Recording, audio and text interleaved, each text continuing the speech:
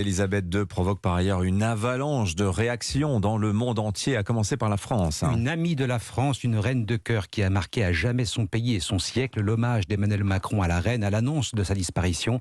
Un drapeau britannique flotte d'ailleurs sur le perron de l'Élysée depuis hier soir. Elisabeth II a connu 10 présidents français et tous ceux de la Ve République. Bonjour Alexandre Chauveau. Bonjour. Quelle relation Elisabeth II entretenait-elle avec les présidents français ?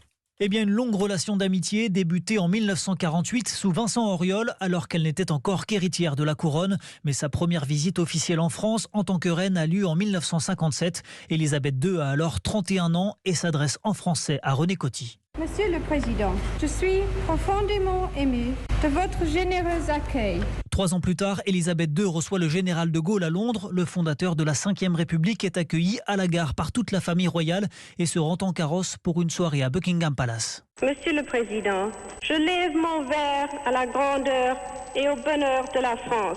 Madame, je bois à la prospérité du Royaume-Uni et du Commonwealth. Le général s'est pourtant toujours opposé à l'entrée du Royaume-Uni dans le marché commun européen.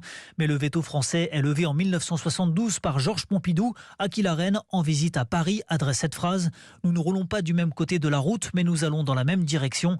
Les relations furent moins chaleureuses avec Valéry Giscard d'Estaing, alors qu'une vraie amitié est née avec François Mitterrand.